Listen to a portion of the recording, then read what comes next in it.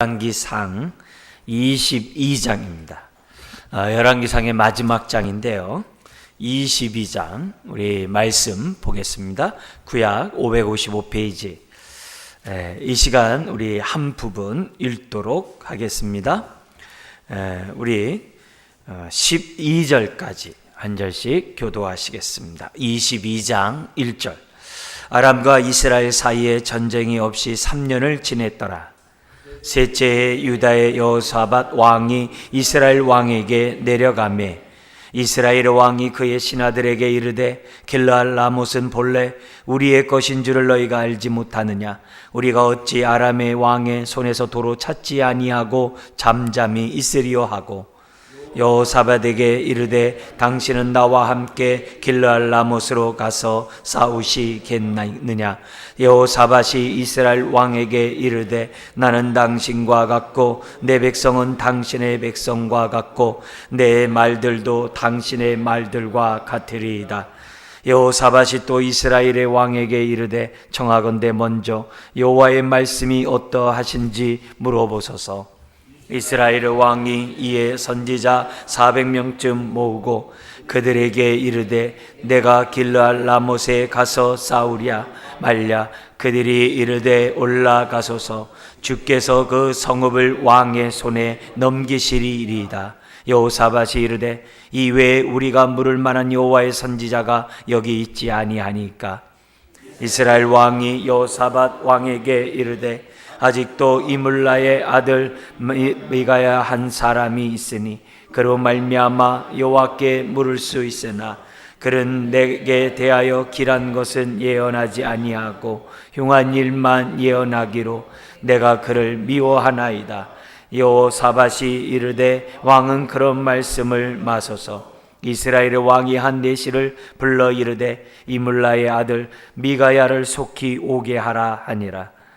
이스라엘의 왕과 유다의 여호사밧 왕이 왕복을 입고 사마리아 성문 어기 광장에서 각기 왕자에 앉아 있고 모든 선지자가 그들의 앞에서 예언을 하고 있는데 그나아나의 아들 시드기야는 자기를 위하여 절로 뿔들을 만들어 가지고 말하되 여호와의 말씀이 왕이 이것들로 아람 사람을 찔러 진멸하리라 하셨다 하고 모든 선자도 그같이 예언하여 이르기를 길르앗 라못으로 올라가 승리를 얻으소서.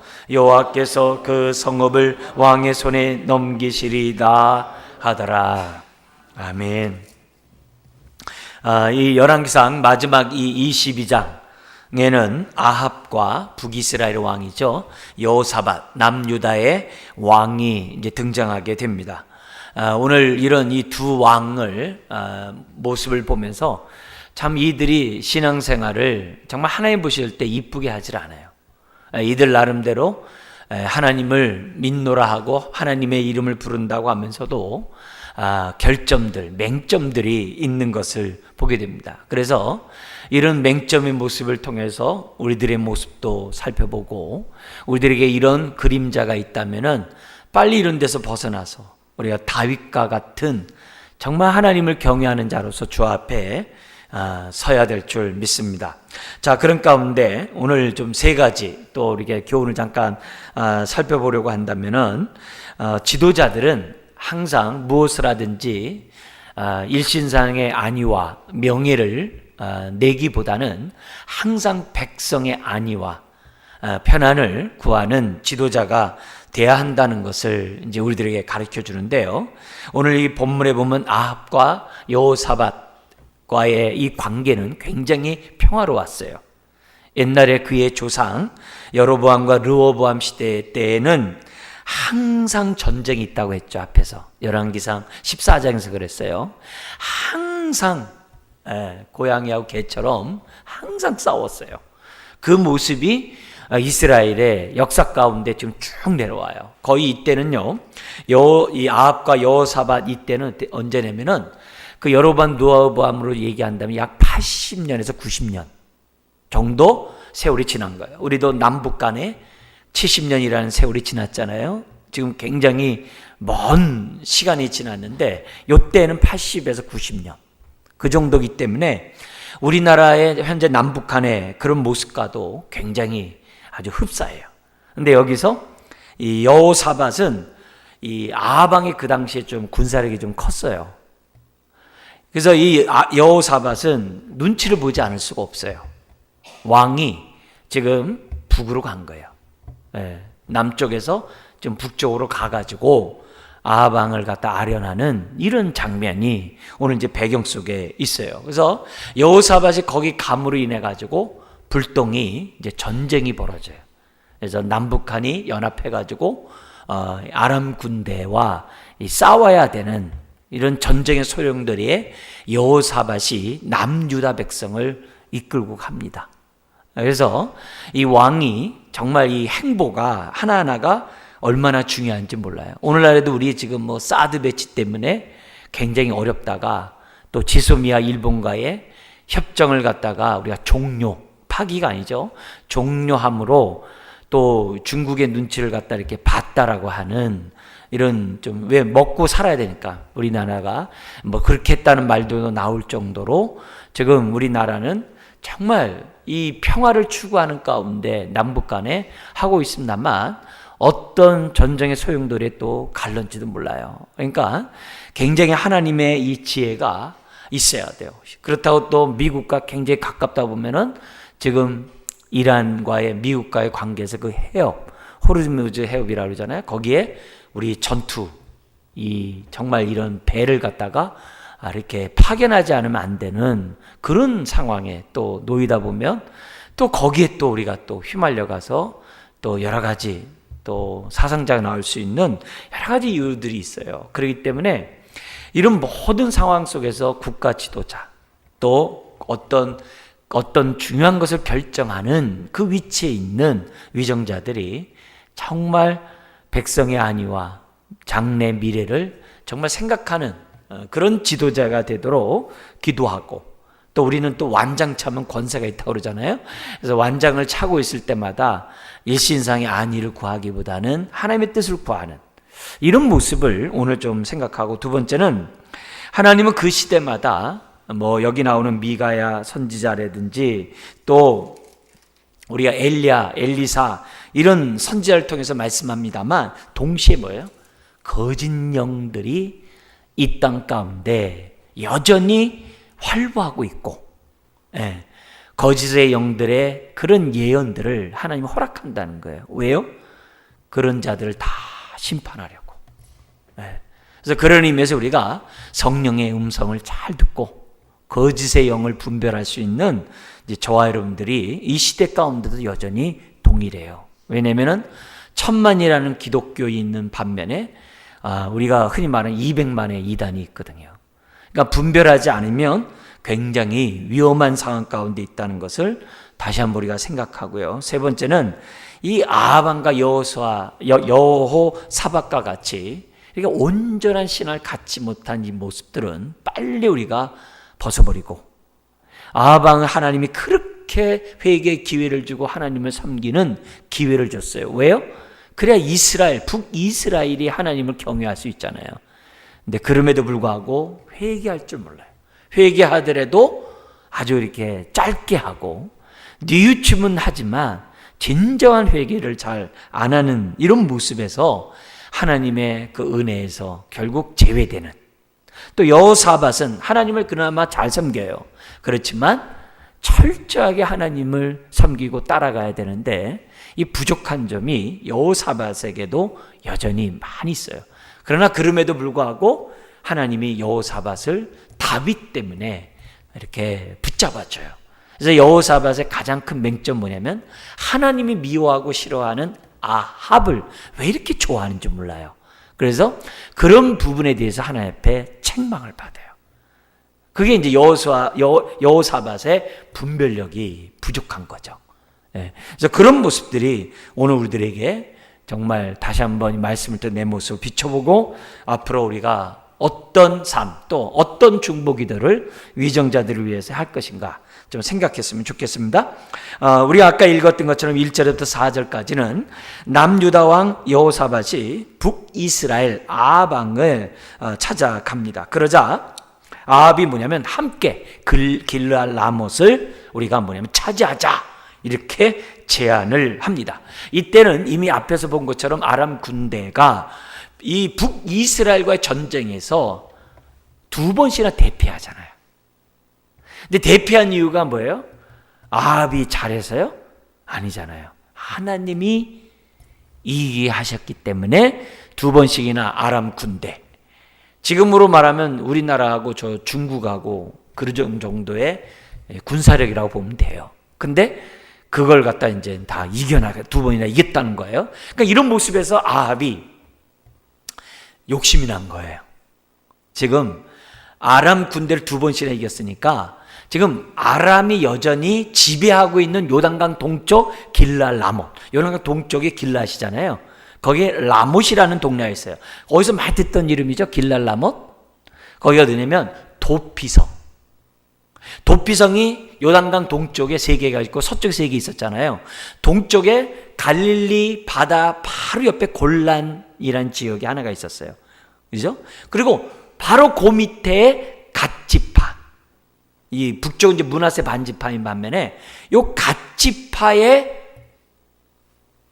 도피성이 뭐냐면 라못에 있었어요.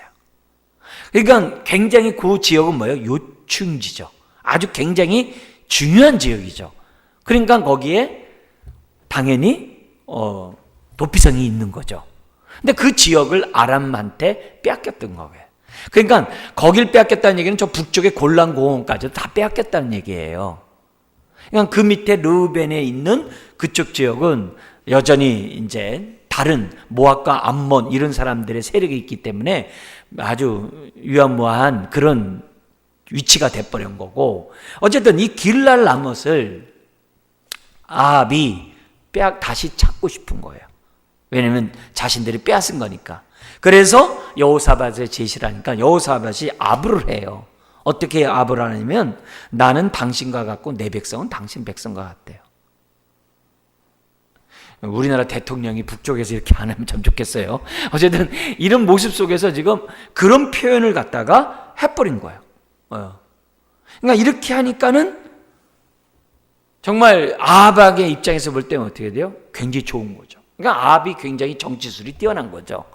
여호사밧이 온 김에 우리 같이 저 차지하자. 여호사밧 입장에서 볼 때도 옛날에 자신들의 조상의 땅이니까 당위성이 있는 거죠. 그죠? 우리나라 나중에 만주 차지하자 그러면 막 그 당위성이 있지 않아요? 이제 그런 모습이 이제 있는 거예요. 자, 이제 기꺼이 이제 이 평화를 위해서 갔다가 전쟁에 동참하게 되는 이런 여호사밧이 된 거예요. 자, 요 모습을 우리 먼저 아까 얘기한 얘기를 다시 한번 좀 여러분의 강의 안에 있는 것처럼 좀 한번 읽고 넘어왔으면 좋겠어요. 역대하 19장 2절 3절에 보면 이 하나님이 여호사밧에 대해서 책망한 본문이 나와요. 그거 강의 안에 있는데요. 같이 한번 읽겠습니다. 왕이 악한 자를 돕고 여호와를 미워하는 자들을 사랑하는 것이 옳으니까 그러므로 여호와께로부터 진노하심이 왕에게 임하리이다. 그러나 왕에게 선한 일도 있으니 이는 왕이 아세라 목상들을 이 땅에서 없애고 마음을 기울여 하나님을 찾음이니이다. 네. 그러니까 이 여호사밧의 신앙의 모습이 어떻다는지 요 규절 안에서 지금 뭐예요? 이 예후 선지자의 책망에서 우리는 알 수가 있습니다. 자, 그래서 졸지에 전쟁에 휘말리게 된 이 여호사밧은 그래도 하나님을 경외한 자였잖아요. 그래서 이런 것이 하나님이 보시기에 옳은지 아닌지 우리 하나님께 물어봅시다 라고 아합에게 요구를 해요. 근데 문맥상에서 보면은 하나님이 도와주길 바랐을 것 같아요. 전쟁하지 마라 이런 말을 선지자를 통해 들어가지고 자기의 마음을 하나님 대변해 줬으면 좋겠다는 생각을 아마 가졌던 것 같아요. 근데 웬걸 아방 앞에 온 400명의 선지자가 가면은 하나님이 그 성을 차지하게 해주겠다라고 400명이 예언을 했는 거예요. 그러니까 여호사밧의 기대와는 다르잖아요. 혹시 다른 선지자가 없습니까? 그러니까 이 아방이 선지자 한 명 있는데 나한테 꼭 흉한 것만 예언하는 요 미가야라는 선지자가 있다 이런 거예요. 그러니까 옳거니 왕이여 그런 말 하지 마시고 그 사람도 불러다가 요번에도 어떤 예언을 하는지 들어봅시다 해가지고 왕이 사람을 보내서 이 미가야를 데려오게 합니다. 그런 와중에 어떤 일이 벌어지냐면 10절부터 12절 거짓 선지자가 퍼포먼스까지 해요. 그 중에 시드기야라는 선지자는 자기가 철로 뿔을 만들어가지고 아람 사람이 이렇게 진멸하도록 했다라고 시청각적으로 하나님의 말씀을 전하러 하면서 예언을 하고 있는 거예요. 이런 상황이에요. 자, 우선 여기까지 이렇게 보면은 하나님은 이 미가야 선지자, 엘리야, 엘리사와 같은 선지자가 있는 반면에 이 시대에 또 어떤 사람도 있다는 거예요? 거짓 선지자들도 있다는 거예요. 거짓 선지자들이 있다는 거예요. 옛날에는 아합 왕 곁에는 바알 숭배자, 아세라 숭배자 850명이 늘 곁에 있었어요. 근데 다 죽었잖아요. 형식적이나마 하나님을 섬긴다고 하는 많은 선지자들이 지금 뭐냐? 아합 왕에게 붙었어요. 엘리야에게 얘기했던 것처럼 아합에게 바알에게 무릎 꿇지 않는 7,000명은 아닌 것 같아요. 항상 권력이 있는 데는 아부하는 사람들이 생겨나서 어용 선지자들이 있기 마련이거든요. 그러니까 이 400명의 어용 선지자들이 지금 뭐예요? 권력 앞에 지금 빌붙어서 살고 있는 거예요. 그래서 자신의 유익을 위해서 어떻게 돼요? 왕이 듣고 싶어하는 예언을, 왕의 마음을 우리가 간파하는 거죠. 듣고 싶은 말을 하는 그런 예언자들이 400명이나 있었다는 거예요. 끔찍하죠. 자, 아합 왕 입장에서 보면 참 불쌍해요. 한쪽에는 바알, 아세라 선지자들과 있다가 그들이 없으니까 이제는 뭐요? 이 거짓 선지자들과 함께 이 국정을 운영하고 하나님의 인도를 받는다고 하니 전혀 분별력이 없는 거죠. 아합 왕이. 여러분, 지도자가 이렇게 되면 나라 망합니다. 그래서 우리가 항상 위종자들을 위해서 기도해야 돼요. 예. 왕은 항상 자기에게 듣고 싶은 말만 하는 사람들을 좋아하게 돼 있어요. 예. 그래서 피차 그런 사람들이 주거니 받거니 하면서 하고 싶은 말만 하고 듣고 싶은 말만 듣고 그러다 보니까 어떻게 돼요? 다 그러잖아요. 눈과 귀가 어두워진다고. 우리 역대적으로 우리나라도 대통령이 청와대만 가면은 금방 눈과 귀가 어두워진다는 얘기를 매번 얘기해요. 대통령마다. 왜요?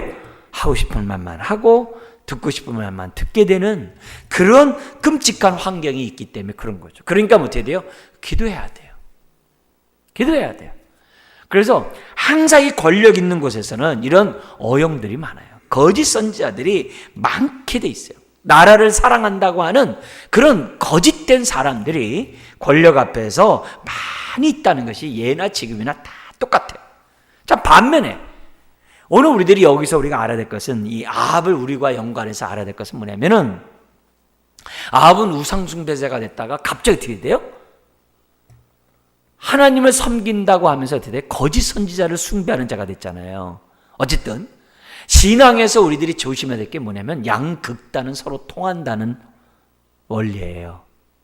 그래서 신앙생활에서도요, 아주 극단적인 금욕주의자들은요, 극단적인 절제하는 그 금욕주의자들 있잖아요. 이 사람은요, 순식간에 쾌락주의자가 될 수 있어요. 이거는 항상 똑같아요. 가장 신령하다라고 얘기하는 사람이 올바른 신앙 가운데 신비적인 정말 신앙을 가진다면 참 좋겠지만 올바르지 않는 가운데 신비적인 신앙을 갖고 있는 사람들은 어디로 가요? 자유주의자로요. 순식간에 돌아서요. 이걸 항상 여러분 조심하셔야 돼요. 그래서 우리가 이 양극단에 들어가는 굉장히 위험해요. 그래서 율법주의자는 한순간 율법 폐기론자가 돼요. 그런 극단이 아방의 모습에서 우리들이 지금 볼 수 있는 거예요. 그래서 신앙생활 할 때마다 항상 우리가 조심해야 될 것은 내 감정, 내 뜻보다도 성령의 인도함이 중요한 거예요. 그래서 빨리 우리가 선악을 분별하는 신앙을 갖도록 빨리 자라가야 한다는 문제의식을 가져야 돼요. 항상. 그걸 우리가 이런 아합 왕의 모습에서 배웠으면 좋겠어요. 우리도요, 아합 왕과 같은 죄성이 있어요. 뭐요? 듣고 싶은 말만 듣고 말하고 싶은 것만 말하고 싶어하는 그런 우리 못된 심보가 있어요. 우리 옛사람의 심보가 있다는 것을 저와 여러분들은 항상 생각해야만 합니다. 그러니까 누가 나오는 거예요? 거짓 선지자가 나오는 거고, 다 뭐예요? 거짓 애국자가 나오는 거예요. 네? 지금 우리 미국에 공사로 나갔던 관리들의 그 사진이 이렇게 나왔는데요. 거기 보니까는 그 이상재, 유명한 우리 정말 애국자 있지 않습니까? 이상재 선생이라고 그러잖아요. 이상재 선생이랑 같이 사진 찍은 사람이 누구냐면 이완용이에요. 이완용을 비롯해서 그 나라를 팔아먹은 사람들이 미국 공사의 초대 관리들이에요. 근데 그 사람들의 행보는 다 달라. 어떤 사람은 애국자가 되고, 어떤 사람은 나라를 팔아먹는 사람 되고, 어떤 사람은 정말 생각할 수 없을 정도로 다 행보가 다 달라.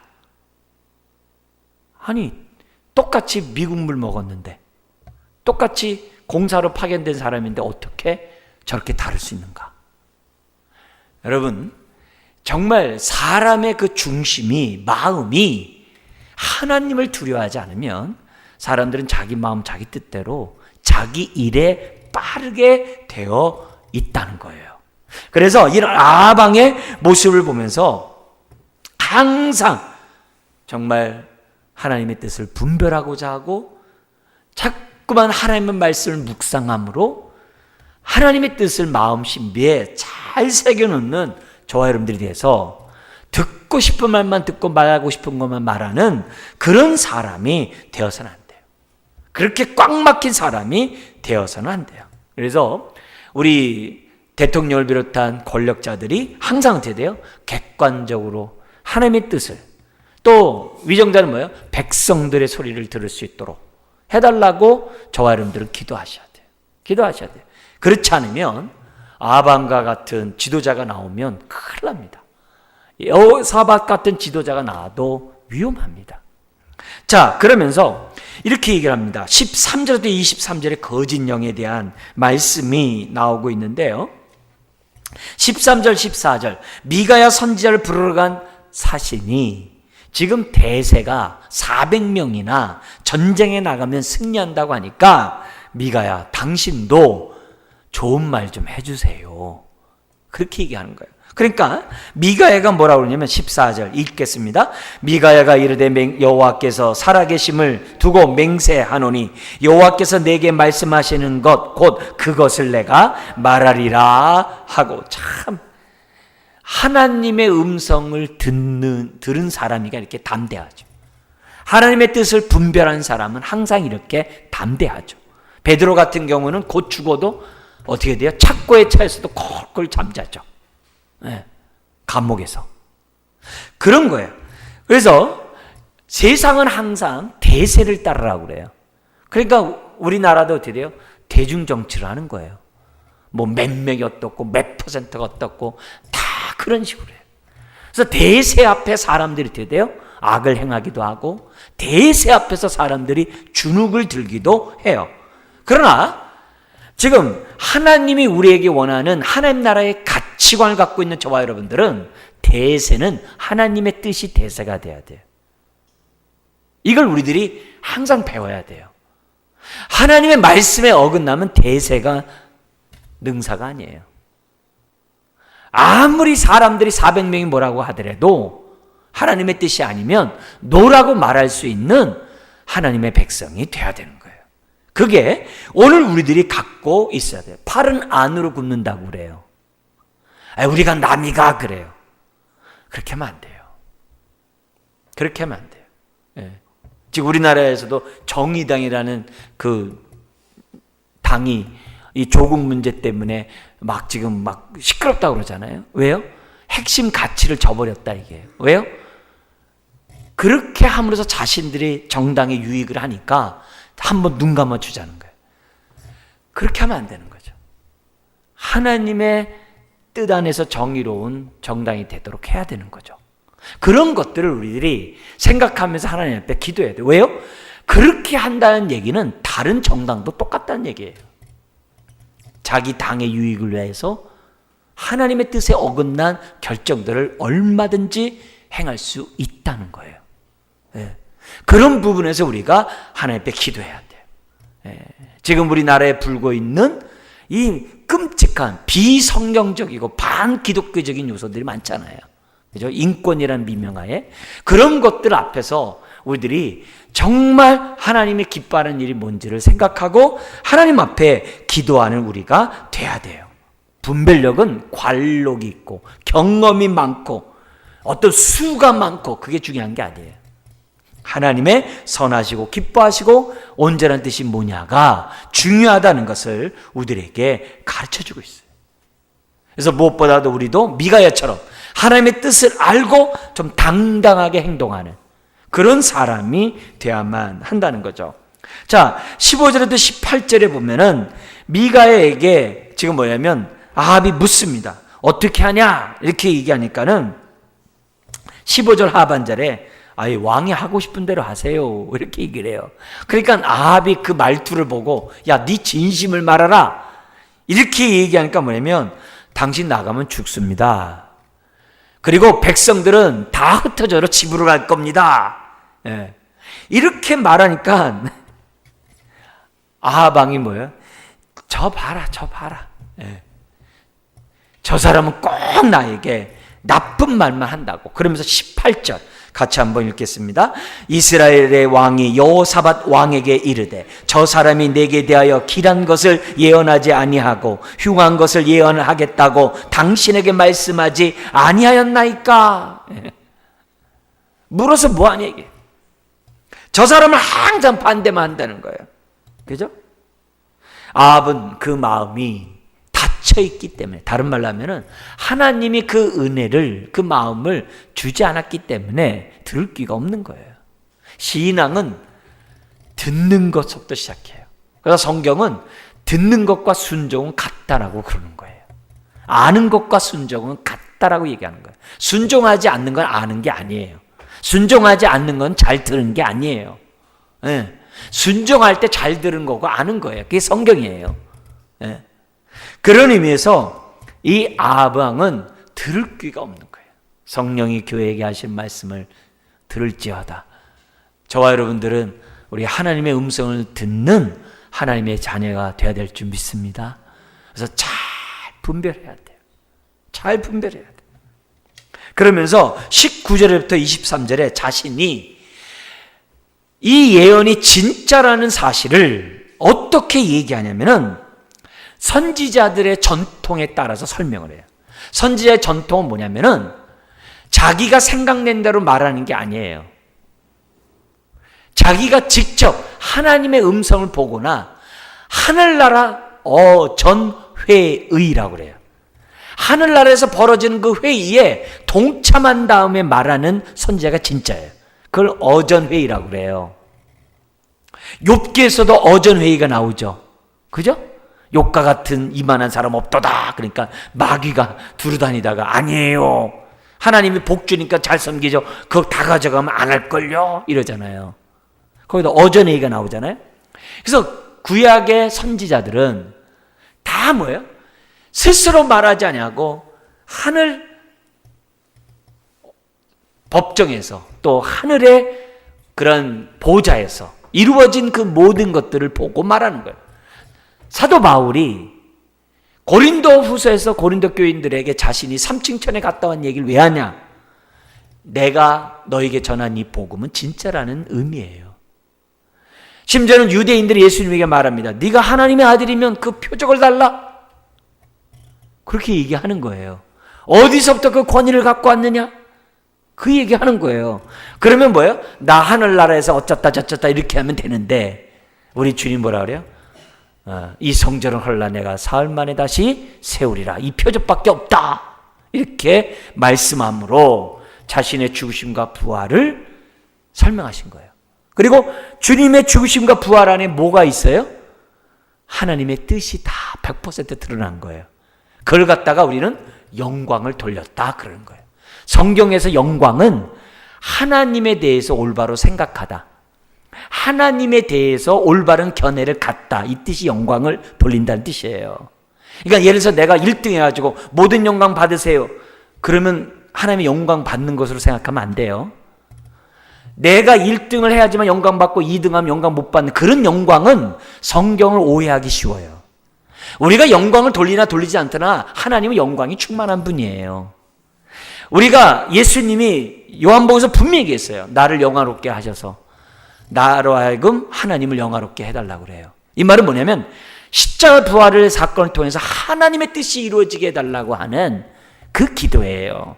그래서 우리가 영광을 돌린다는 얘기는 사람들로 하여금 우리를 보고서 하나님 저런 하나님이구나 라고 보여주는 것이 영광 돌리는 거예요. 하나님에 대해서 올바른 생각을 갖게 하는 것이 영광 돌리는 거예요. 아시겠죠? 내가 1등 해야지만 영광 받고 2등 그런 개념이 아니에요. 그 말편이 뭔지는 알지만 원래 성경의 핵심은 영광을 돌린다는 얘기는 하나님을 보여주는 걸 말해요. 그래서 우리의 착한 행실을 통하여 하나님의 영광을 드러내게 하라. 예수님을 통해서 하나님의 영광을 받으셨도다. 왜요? 예수님을 통해 하나님의 뜻이 온전히 드러났기 때문에. 성경 그건 거거든요. 자, 이 미가야가 자기가 진짜라는 것은 뭐냐면 19절에 내가 하늘나라에서 어전의 일을 봤다 이 말이에요. 근데 거기서 하나님이 그 모여있는 자들에게 뭐라고 했냐면 누가 아합을 꾀어 그를 길르앗 나못에 올라가서 죽게 할꼬. 무서운 심판이죠. 그러니까 저마다 얘기합니다. 이렇게 하겠다, 이렇게 하겠다, 이렇게 하겠다. 그러자 21절에 우리 한번 읽겠습니다. 시작. 한 영이 나와 여호와 앞에 서서 말하되 내가 그를 꾀겠나이다. 마치 욥 앞에 사탄이 꾀듯이 꾀겠나이다. 그러니까 22절 어떻게 하겠냐? 내가 나가서 거짓말하는 영이 되어. 딱 그러는 거예요. 그의 모든 선지자들의 입에 있겠나이다. 여호와께서 이르시되 너는 꾀겠고 또 이루리라. 나가서 그리하라 허락해요. 하나님이 허락해야 욥도 시험하는 거예요. 하나님이 허락해야 아방도 깨는 거예요. 그러니까 우리가 올바로 하나님 앞에 서는 것이 굉장히 중요하죠. 자, 그러자 어떻게 돼요? 23절 여호와께서 거짓말하는 영을 왕의 이 모든 선자 입에 넣으셨고 또 여호와께서 왕에 대하여 화를 말씀하셨나이다. 여러분, 하나님이 아합에게 여러 번 기회를 줬어요. 심지어 앞에서 나봇의 그 포도원 때문에 그 얼마나 악행을 저지릅니까? 에? 그래서 너 죽을 거라 하니까 회개하니까 어떻게 돼요? 네 때는 말고 아들 때 하겠다 그래요. 에? 아합은 엘리야서부터 시작해가지고 하나님 말씀하면 그대로 이루어진 걸 이미 경험적으로 알아요. 경험적으로 알아요. 그러나 그럼에도 불구하고 그는 어떻게 돼요? 뉘우쳤다가 잠시 회개했다 다시 옛사람으로 돌아가는 거예요. 그러니까 하나님이 어떻게 돼요? 이제는 끝이에요. 예. 거짓 영을 줘서 그를 갖다 어떻게 돼요? 예. 그의 탐욕을 촉발해서 결국 길르앗 라못에서 죽게 했다는 거죠. 그러니까 이런 모습에서 뭐냐면은 항상 이 거짓말하는 영이 우리를 깰 때 보면 우리의 죄성을 가지고 들어가는 거예요. 여러분, 그러니까 우리의 생각이 사탄에게 노출되면 안 돼요. 우리의 욕심이 사탄에게 노출되면요, 그거 가지고 치고 들어와요. 더구나 내가 계속 지속적으로 짓는 죄 있죠. 계속 사탄이 그걸 치고 들어와요. 여러분이 갖고 있는 욕심이나 야망 있죠. 그게 성경적이지 않으면, 하나님 뜻이 아니면요, 그걸 통해서 사탄이 치고 들어와요. 그러면 옳거니 물었다가는 아합꼴이 납니다. 자, 이런 의미에서 오늘날도 여전히 어떻게 돼요? 거짓 선지자들이 봤니 들었니 하면서 사람들을 미혹시킵니다. 그때 그 책임은 뭐예요? 그들 자신에게 먼저 있다는 거예요. 그리고 넘어가는 그 사람에게 다 책임이 있는 거예요. 그런 의미에서 우리가 성령의 인도를 받게 해달라고 오늘도 기도하자고요. 그리고 하나님의 말씀에 따라 그러한가 늘 분별하자고요. 그게 우리가 가져야 될 모습이에요. 자, 그러자 24절부터 25절에 미가야 예언을 들은 거짓 선지자들이 뭐라고 그래요? 얘 봐라. 지금 400명이 예언하고 있는데 지금 저따위식으로 예언해? 그 우리가 다 잘못됐다고 우리가 다 거짓 영이란 말이야? 그래가지고서 시드기야가 어떻게 돼요? 아까 퍼포먼스 했던 시드기야가 뺨을 치면서 모독을 해요. 모독을 합니다. 그러자 25절에 미가야는 시드기야야, 너도 재산 나르리다, 이렇게 얘기를 하는 거예요. 자, 반면에 아합은 그 얘기 듣고 어떻게 돼요? 그러면 빨리 회개하고, 그래, 저게 하나님의 음성이고 뜻일 거야, 이렇게 좀 생각하면 얼마나 좋겠어요. 근데 400명이 자기를 지지하잖아요. 자기 지지율이 99.99% 아니에요 지금. 그러니까 어떻게 돼요? 저 0.1%도 안 되는 저거 미가야, 저거 가만 안 두리라 해가지고 어떻게 돼요? 감옥에서 고생의 떡과 물을 먹게 해서 내가 올 때까지 가둬두라고 얘기를 합니다.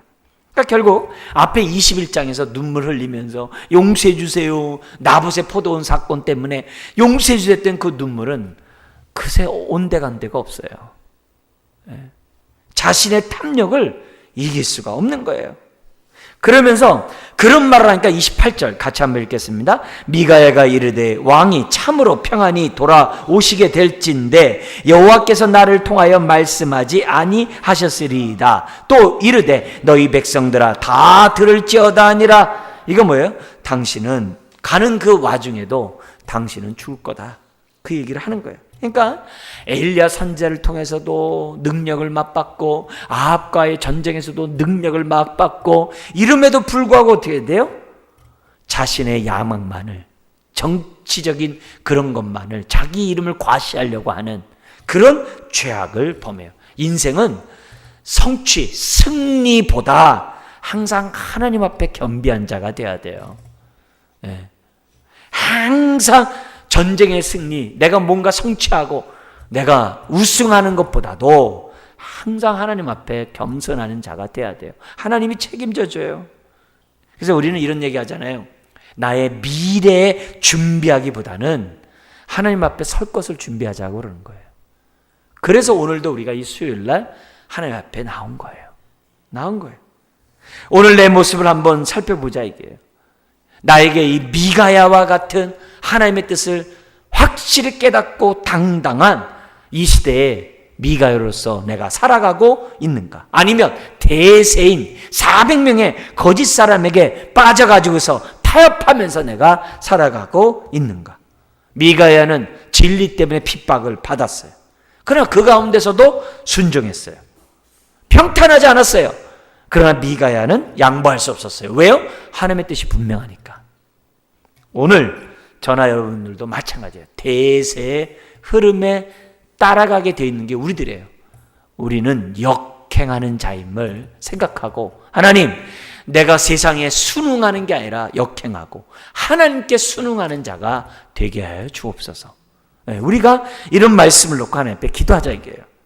자, 이 말에, 미가야 선지자의 말에 청정도 안 하고 전쟁에 나갔던 아합은 어떻게 되는가? 그래도 미가야 선지자 말이 찔렸는지요, 변장을 했어요. 여호사밧만 왕복을 입고요, 변장하고 나간 거예요. 근데 아람 군대가 그런 거예요. 아람 왕이 다른 사람 필요 없다, 왕만 잡으면 되니까 뭐냐면 저 왕만 죽이라고 그러는 거예요. 그래서 멀리서 보니까 왕복을 입은 사람이 있거든요.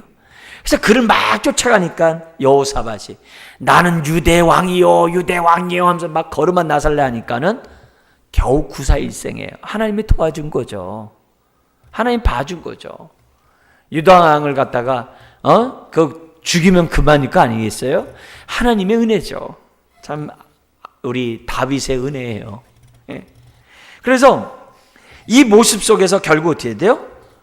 아합 왕은 거기 31절 우리 한번 같이 한번 31절 우리가 읽었고요. 우리가 34절 읽겠습니다. 한 사람이 무심코 활을 당겨 이스라엘 왕의 갑옷 솔깃을 마친지라. 왕이 그 병거 모는 자에게 이르되 내가 부상하였으니 내 손을 돌려 내가 전쟁터에서 나가게 하라 하였으나 결국 죽게 되고, 그리고 37절 그의 시체를 지금 사마리아에 장사 지내고 38절 그 동네 개들이 그 피를 핥음으로 하나님의 예언이 성취되게 됩니다. 끔찍하죠. 그리고 39절 40절 그의 아들 아하시아가 왕이 됩니다. 여러분, 하나님은 복주기를 원하세요. 그리고 용서하기를 즐겨하시는 분이에요. 그러나 이런 하나님을 대항해서 말씀을 거역하면 결국 어떻게 돼요? 화를 당할 수밖에 없어요. 그러나 그럼에도 불구하고 하나님 앞에 나와서 회개하면 하나님은 언제나 피할 길을 주세요. 시편 7편 12절에 이런 말씀이 있어요. 한번 들어보세요. 사람이 회개하지 아니하면 그가 그의 칼을 가시미요 그의 화를 이미 당기어 예비하셨도다. 오늘 지금 아합과 똑같아요. 회개하지 않으면 화를 당기고 있어요. 손 놓으면 끝이에요. 그래서 빨리 회개하는 것이 중요해요. 근데 시편 7편이 누가 진지 아세요? 다윗이 사울에게 쫓기면서 진 시편이에요. 다윗과 그 추종자들이 다윗을 얼마나 죽이려고 했어요. 그들에 대한 얘기예요. 하나님이 화를 이미 당기고 있다는 거예요. 그들을 향해서. 여러분, 하나님은 아합에게 수없이 돌이킬 기회를 줬지만 그는 거부함으로 비참하게 됩니다. 우리는 하나님을 대항하면 안 돼요. 하나님의 뜻에 빨리 회개하고 내 생각을 맞춰야 돼요. 내 계획만 앞서면 안 돼요. 하나님, 저 이런 계획이 있는데 이게 하나님의 뜻이면 이루어지게 해주시고 이것을 내가 감당할 수 있도록 지혜와 능력을 주세요. 그러나 하나님의 뜻과 다르면 내가 생각하는 이것을 내려놓게 해주세요. 그렇게 계속 기도하셔야 돼요. 요행을 따라가면 안 돼요. 자기가 생각나는 대로 따라가면 안 돼요. 하나님의 뜻에 따라서 항상 돌이켜야 돼요. 아합은요, 고집이 너무 셌어요. 그래서 그 생각을 버리지 않았어요. 그래서 죽었어요. 자, 반면에 여호사밧에 대해서 우리가 잠시 보고 우리 말씀을 마치겠는데요. 이 여호사밧이 41절부터 50절에 나옵니다. 그는 35세에 4대 왕이 되었고 유대에 25년 통치를 한 사람이에요. 자, 43절 한번 읽겠습니다. 여호사밧이 그의 아버지 아사의 모든 길로 행하며 돌이키지 아니하고 여호와 앞에서 정직히 행하였으나 산당은 패하지 아니하였으므로 백성이 아직도 산당에서 제사를 드리며 분향하였더라. 그리고 반면에 46절 그의 아버지 아사에서 하지 못했던 남색하는 자들, 그죠? 남자 창기를 말하거든요. 이런 자들을 그 땅에서 쫓아내었더라. 나름대로 열심히 했어요. 그죠? 반면에 여기 뒤에 나오는 모습을 보면은 48절 49절에 보면은 그가 외국에 가서 금을 갖다가 자기 조상 솔로몬처럼 무역업을 해서 돈을 벌려고 했던 것 같아요. 근데 그 배가 파산을 해요. 이 파산한 이유가 이 성경에 기록되어 있는데 선지자가 엘리에셀이라는 역대하 20장에 나와요. 똑같은 사건이. 엘리에셀이라는 이 사건이 뭐냐면 선지자가 나와가지고 북쪽과 무역을 하면서 함께 경제적 부국을 이루는 그것에 대해서 하나님이 싫어하세요. 그래서 그 경제하는 그 배를 갖다가 파손시켜버려요. 왜요? 경제적으로 더 북쪽하고 밀접하게 되면 하나님을 떠나는 자가 하나님과 교제를 막을까봐 아예 어떻게 돼요? 네, 그 배를 파손시키는 이런 장면이 나오게 돼요. 네. 그러니까 이런 모습이 이제 뒤에 나오고요. 근데 이 여호사밧이 우리 중요한 게 있죠. 성가대원들이 하면 되게 좋아하는 거예요. 뭐냐면 동쪽에 모압, 암몬, 에돔 족속이 연합해가지고 남유다를 공격할 때 여호사밧이 뭐냐면 전쟁은 여호와께 속한 것이니 하면서 성가대를 앞에 내놓고 전쟁에 나가서 승리한 장면이 있잖아요. 그게 여호사밧이에요. 그러니까 나름대로 하나님을 뭐냐면 잘 섬겼던 그런 사람이에요. 근데 앞불사 아주 가장 정말 잘못된 악수 가운데 악수가 있어요. 그게 뭐냐? 아까 여호사밧은 평화를 추구한다 그랬죠. 남북 간에. 그래서 북한하고 북쪽하고 평화를 추구하기 위해서 뭐냐면요.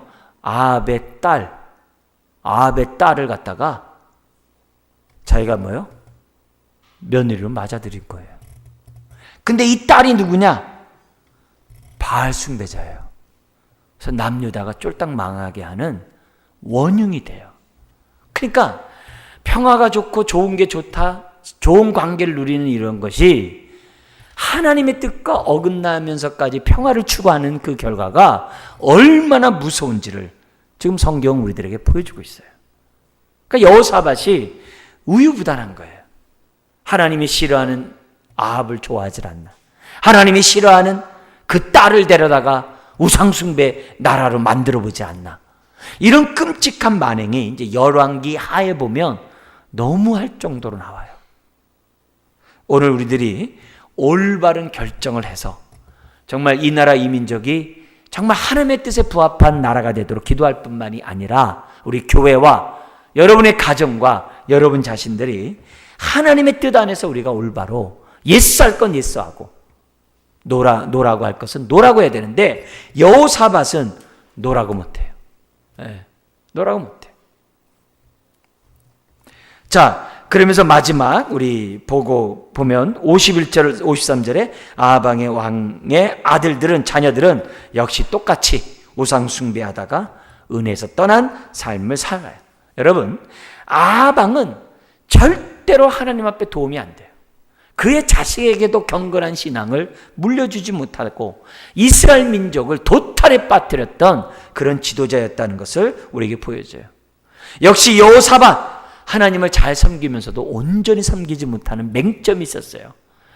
평화라는 미명하에 아합과 같이 갔다가 전쟁에 휩쓰이질 않나. 심지어는 아합의 며느리를 딸을 데려옴으로써 나라를 영적으로 도탄에 빠뜨리는 이런 잘못된 선택을 하는 여호사밧의 모습을 보면서 하나님, 우리가 지극히 작은 일에서부터 하나님의 뜻에 따라 살고자 하는 사람이 되게 하여 주옵소서. 정말 우리가 거짓 영의 인도를 받는 것이 아니라 성령의 인도를 받게 하여 주옵소서. 그래서 우리 지도자들 위해서는 정말 강대국 속에서 이 나라가 올바른 정말 백년대기를 생각하는 나라로서 정치들을 할 수 있도록 위정자들 위해서 기도 부탁드립니다. 기도하겠습니다. 하나님 아버지, 우리의